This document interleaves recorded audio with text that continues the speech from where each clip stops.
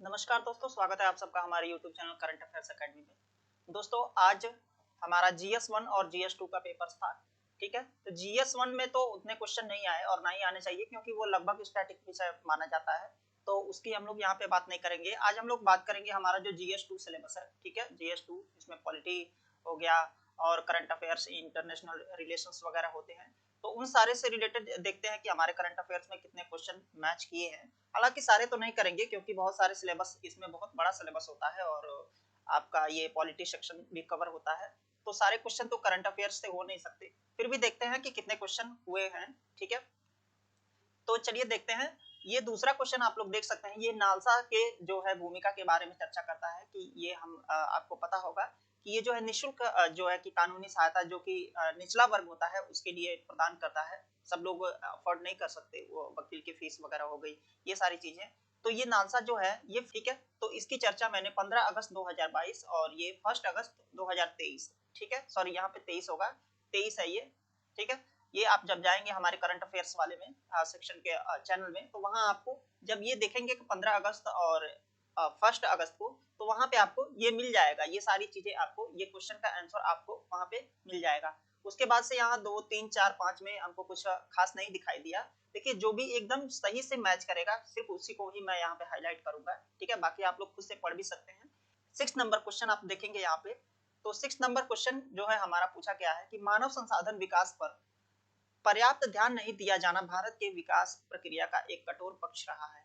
ऐसे उपाय सुझाएं जो इसकी अपर्याप्तता को दूर करता है। ठीक है, तो इससे रिलेटेड जो आपका आंसर है वो एक एक चीज से रिलेटेड नहीं है। ठीक है, जहां पे आपको एक मिलेगा वहां पे आपको सारा का सारा उत्तर मिल जाएगा। ठीक है, बहुत सारी चीजें इसमें लिंक होते हुए आएंगी, बनेंगी, उन सबके लिंक मैंने यहाँ पे दे रखे हैं। 16/5/2023 और 24/3/2023, और ये तीन जो न्यूज हमने दिन पे कवर किए हैं, उन पे आप जाएंगे तो वहां पे आपको सारी चीजें हमारे टेलीग्राम चैनल पे मिल जाएंगी।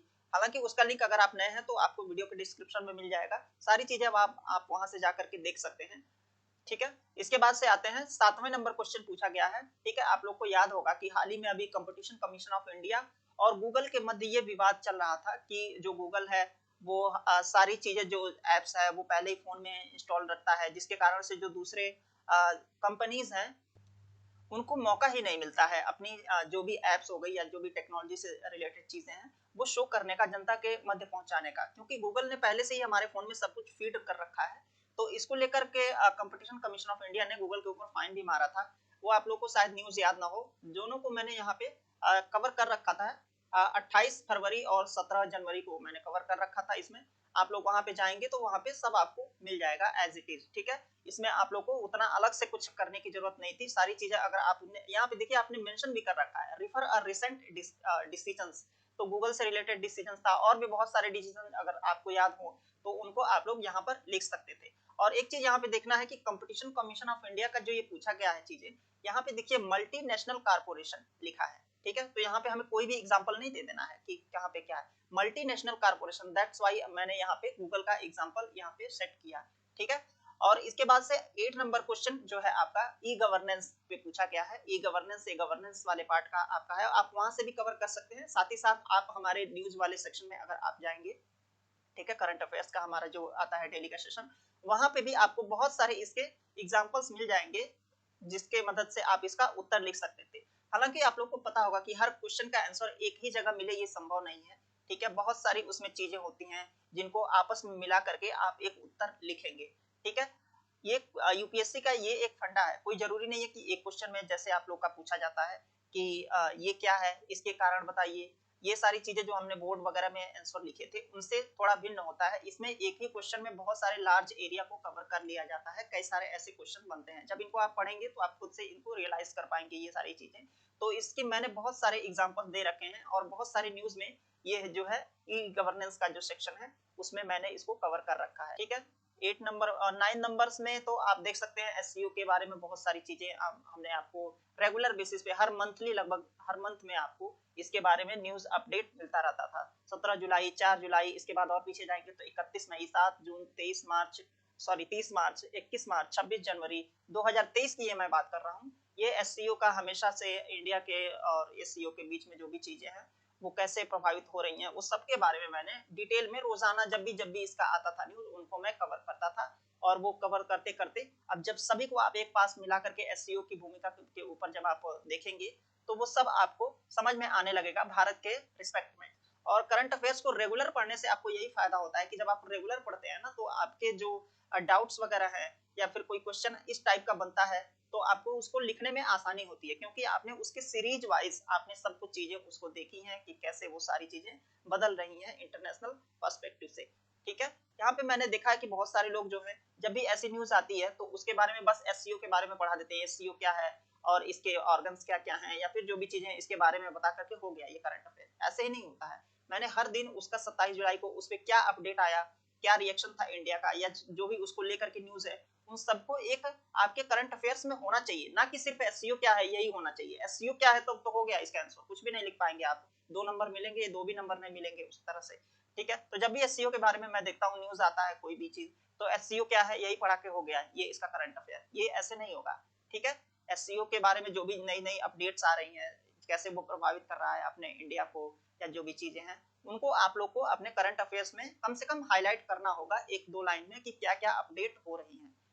इसके बाद से 10th नंबर क्वेश्चन को आप लोग अगर पढ़ेंगे तो भारतीय प्रवासियों ने पश्चिम में नई ऊंचाइयों को छुआ है। पश्चिम मींस यहाँ वेस्टर्न, वेस्टर्न में हम जाएंगे तो नई ऊंचाइयों को छुआ है। ठीक है, ये तो हो गया स्टेटमेंट। अब पूछा क्या जा रहा है, भारत के लिए इसके आर्थिक और राजनीतिक लाभों का वर्णन कीजिए। ठीक है, तो फर्दर मैं यहाँ पे बोल देता हूँ कि इस क्वेश्चन का आंसर आप एक जगह नहीं लिख सकते हैं। ठीक है, और ना ही इसको लिख पाना संभव है। इस तरह से तो बहुत क्वेश्चन हम लोग बना सकते हैं।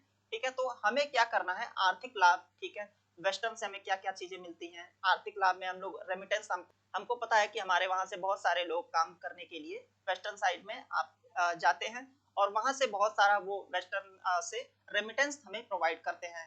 साथ ही साथ इसका हमें राजनीतिक लाभ के रूप में हम कनाडा, यूएसए का जो डिफरेंट सेक्टर इनके हैं वहां पे हमारे काम कर रहे जो भी एम्प्लॉयज बोलेंगे, डॉक्टर, इंजीनियर, जो भी सारे हैं, वो वहां पे जब जाते हैं तो उनकी इकोनॉमी को भी फायदा होता है, जिसके कारण से वहां के जो राजनीतिक हैं वो हमेशा अपने हमारे बीच में मधुर संबंध बनाए रखते हैं। इसलिए एक अंडरस्टैंडिंग डेवलप होती है दोनों देशों के बीच में, तो ये दोनों के लिए फायदेमंद होता है। ठीक है, तो इस हिसाब से आप लोग को यहाँ पे उसका लिख सकते थे। हाल ही में आपने देखा कि हमने खालिस्तानी मूवमेंट जो कि कनाडा से हमने यहाँ पे बहुत सारा हमको हेल्प मिला था। ठीक है, तो उन सारों का एग्जाम्पल यहाँ पे आप लिख सकते थे। यूएसए से भी हमें बहुत सारे अभी के समय में हमें यूएसए आपने देखा है कि कैसे भी करके वो यूएसए अब पहले जैसा नहीं रहा, हम लोग को कुछ भी नहीं बोल सकता है। ठीक है, अब बढ़ते हैं हमारे अगले सेक्शन 11वें नंबर क्वेश्चन में। आप देखेंगे तो यहाँ पे पूछा गया है कि भारत का संविधान अत्यधिक गतिशीलता की क्षमताओं के साथ एक जीवंत यंत्र है। ठीक है, यह प्रगतिशील समाज के लिए बनाया गया एक संविधान है। जीने का अधिकार तथा व्यक्तिगत स्वतंत्रता के अधिकार में हो रहे निरंतर विस्तार के संदर्भ में उदाहरण सहित व्याख्या कीजिए। तो इसका उत्तर तो बहुत ही डाइवर्सिफाई होगा, सबका उत्तर लगभग एक दूसरे से थोड़ा अलग हो सकता है, फिर भी मैं इसका उत्तर लिखने की कोशिश करता। तो आप लोग यहाँ पे दो चीज देखेंगे, क्या क्या है, एक है राइट टू लाइफ और एक है पर्सनल लिबर्टी। ठीक है, राइट टू लाइफ में आप लोग बहुत सारा एग्जांपल इसमें डाल सकते हैं, क्योंकि राइट टू लाइफ अगर सबके पास है तो हमने एक टॉपिक पढ़ा था डेथ पेनाल्टी। ठीक है, 3 मई को पढ़ा था। तो डेथ पेनाल्टी जो है वो राइट टू लाइफ को वायलेट करता है। डेथ पेनाल्टी पे अभी हाल ही में देखा आप लोगों ने कि सुप्रीम कोर्ट इस पे विचार कर रहा है कि हम जो डेथ पेनाल्टी है उसको हटा दें, क्योंकि जब डेथ पेनाल्टी दे देते हैं तो फिर उस आदमी को फील ही कहाँ होगा कि उसे क्या सजा हुई। ठीक है, सजा के उसने 2 मिनट में जो भी हुआ, तो हमने सोचा है कि उसको हटा करके कुछ उसके जगह पे और किया जाए। ठीक है, तो इस हिसाब से यहाँ पे डेथ पेनाल्टी से इसको आप रिलेट कर सकते थे राइट टू लाइफ के अगर बात करें तो। साथ ही साथ पर्सनल लिबर्टी में देखें तो अभी हाल ही में आप लोगों ने देखा होगा कि इन सारी चीजों, स्पेशल मैरिज एक्ट हो गया, जो आपको पर्सनल आजादी देता है कि आप किसी भी कोई भी महिला या पुरुष है वो अपने इच्छा अनुसार जो भी चीजें हैं वो कर सकता है, शादी कर सकता है। ठीक है, और अभी तो लिविंग रिलेशनशिप को भी अलाउ कर दिया गया है। ठीक है, इच्छा मृत्यु का जो ये टॉपिक है, ये सारी चीजें आप लोग इसमें लिख सकते थे। अब देखिए ये एक जगह नहीं मिलेगा आपको, ये सारी चीजें आप लोग को पढ़ाई गई हैं तो उनको आपको रिलेट करते हुए लिखते हुए चलना होता है। ठीक है, पर्सनल लिबर्टी में आप जो भी चीजें एग्जाम्पल ला सकते हैं उन सबको आप यहाँ पे मेंशन कर सकते थे। ऐसे ही उत्तर लिखा जाता है। अब इसके बाद से चलते हैं यहाँ पे 13 नंबर क्वेश्चन तो आप लोग देख सकते हैं, स्टेट इमरजेंसी से सीधा इन्फ्लुएंस्ड होके आया हुआ है, तो इसकी मैं बात नहीं करूंगा। बाकी यहाँ पे 14 नंबर हो गया। 15 नंबर क्वेश्चन जो है, 15 नंबर क्वेश्चन फेडरलिज्म का टॉपिक से ये रिलेटेड है। इसको भी 28 जून 2023 को कवर कर लिया गया था। ठीक है, 121 संविधान संशोधन में जो भी चीजें हैं उसके बारे में यहाँ पे सब कुछ बताया गया है। 28 जून को 15 नंबर क्वेश्चन के बारे में पहले ही कवर कर लिया गया है।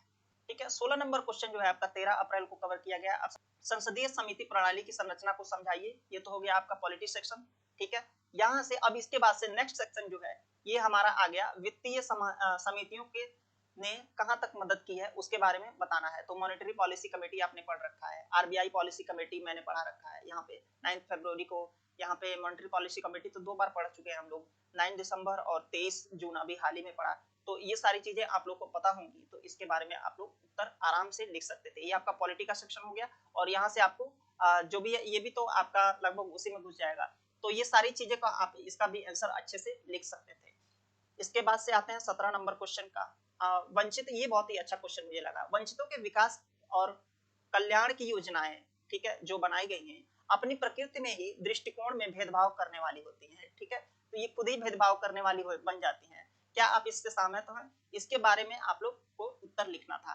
तो इसका उत्तर अगर आप लिखने की कोशिश करते तो पीवीटीजी ग्रुप आपने पढ़ रखा है, 15 जून को मैंने पढ़ाया था। पर्टिकुलरली वनरेबल ट्राइबल ग्रुप्स जो हैं उनके सामने क्या क्या दिक्कतें आती हैं उनके बारे में 15 जून को कवर किया गया था। यहाँ से इसके अलावा आप लोग अभी हाल ही में 2 चीजें हुई थी मनरेगा को लेकर के, आपने देखा होगा ये क्या, तो वहां पे आपने देखा कि अभी हाल ही में 2-4 न्यूज आए थे कि अभी इसको डिजिटली क्या कर दिया गया है।